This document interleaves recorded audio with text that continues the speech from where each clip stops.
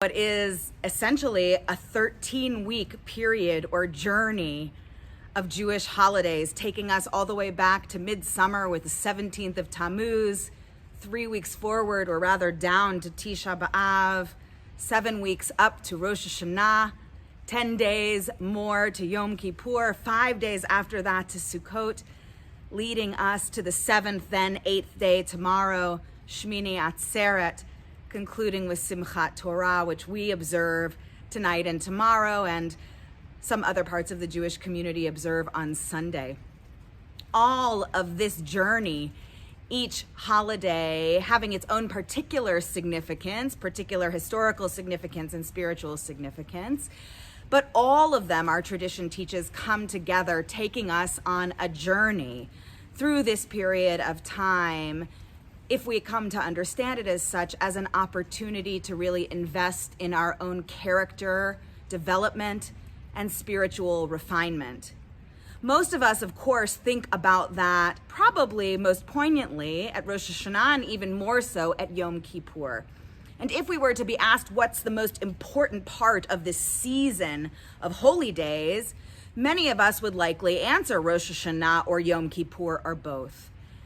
But a little known fact, or something for your consideration, is that ultimately the culminating moment, everything that has led up until this moment of Sukkot, these are all steps along the way, and arguably the most important holiday or series of holy days during this period of time brings us to Sukkot. You likely think of Sukkot as perhaps a strange, ancient, or odd tradition where we build these strange, vegetation-filled huts. Not quite a home, but a hut, something with at least 2.5 walls. Walls can be loosely interpreted. A roof through which you can see the stars and through which you can feel the rain should it fall upon you. And a holiday where we take up this strange combination of vegetation, a lulav, 4 different species, the willow branch, the myrtle branch, the palm branch, and the etrog, this distant cousin of lemon, actually its forebear, the citron.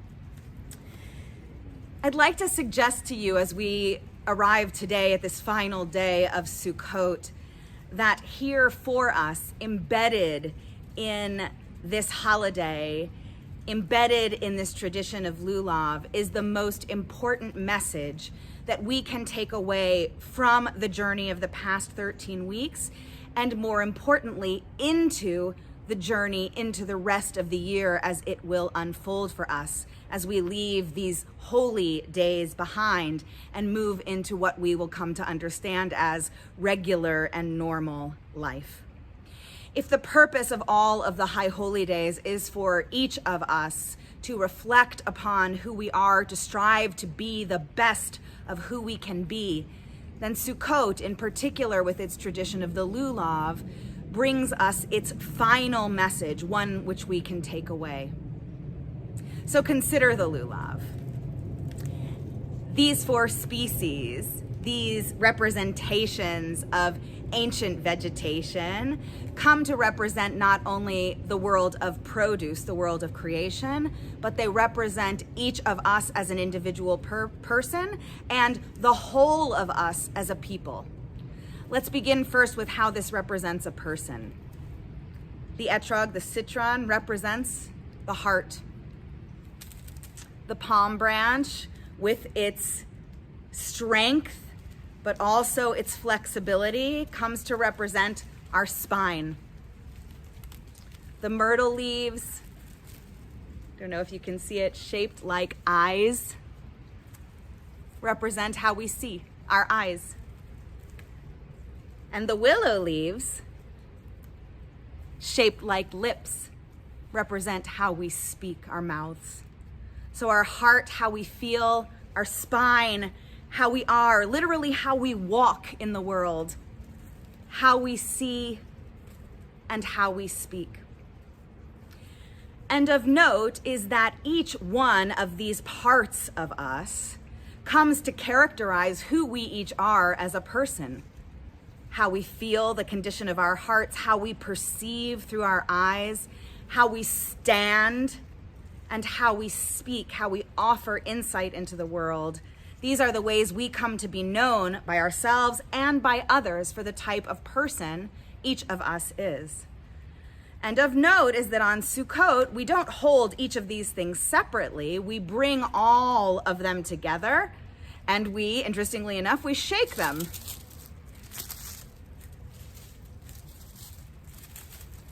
Six different directions representing everything around us, all around us, shaking 3 different distinct times in each of those 6 directions, leading us to the number 18.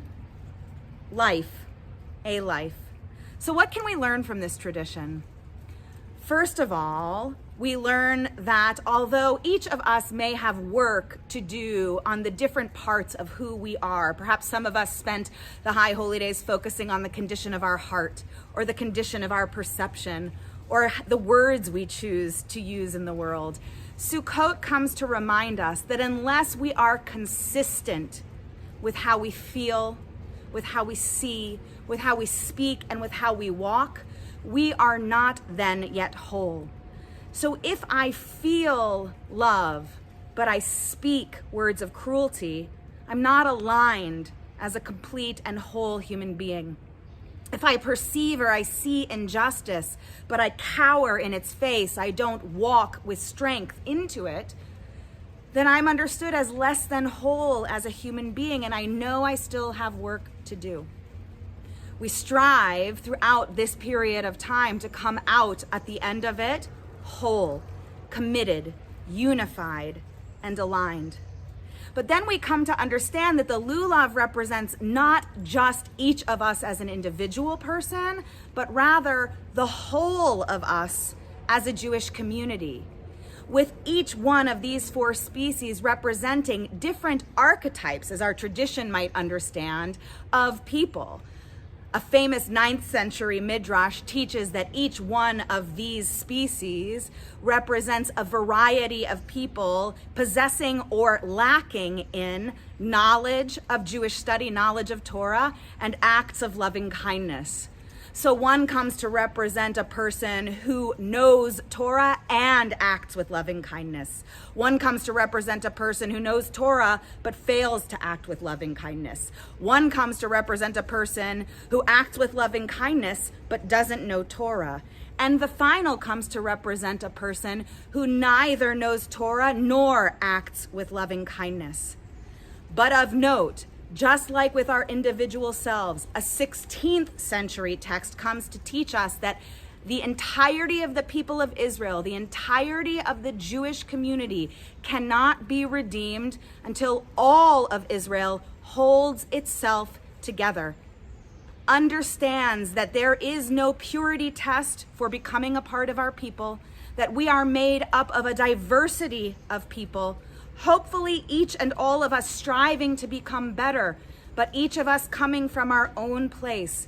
And we can begin to perceive of each other through love, through the perception of potential, through words of kindness, and through the confidence and belief that we can hold on to each other and bring each other along, no matter how far apart we perceive the other to be.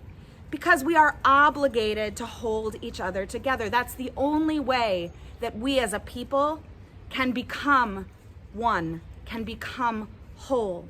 But that holding on to each other, that's up to each of us. Of note is that most mark the beginning of this period of time of intensive spiritual refinement and development, going back to the 17th of Tammuz and Tisha B'Av, the days that mark the destruction of Jerusalem, and then 3 weeks later, the destruction of the temple in Jerusalem. And our rabbis in the ancient world cited that the source, the reason behind that destruction wasn't because of an external force of an enemy nation, but rather it was because of sinat chinam, the baseless hatred that the Jewish community expressed and felt toward each other. That poisonous detesting of each other for no good reason, says our tradition, led to the erosion of who we are as a people and allowed for everything to fall apart. And now we find ourselves 13 weeks later at the end of this period, and we come to see that we find ourselves back in the same place, but this time with the antidote. What do we learn is the antidote to sinat chinam? What do we learn is the antidote to the baseless hatred, that which dissolved, that which destroyed the core of who we are? We come to find out that it isn't about power. It isn't about strength. What is it about? It's about who we each are as a person, the condition of our heart, how we perceive with our eyes, how we speak with our mouth, and how we walk in the world, and our willingness to hold all of that and all of each other together. Beginning next week, we'll move into a period of time that is absent, lacking in any Jewish holiday for many, many weeks. But our tradition gives us these tools so that we know that no matter what we face, as the days get darker and darker and darker, we have within us, embedded in us, the tools and the skills, and now the ability and the illumination to walk forward together toward a better and brighter, healthier, and healed, we pray, world. May it be so for us in our day soon. Shabbat Shalom.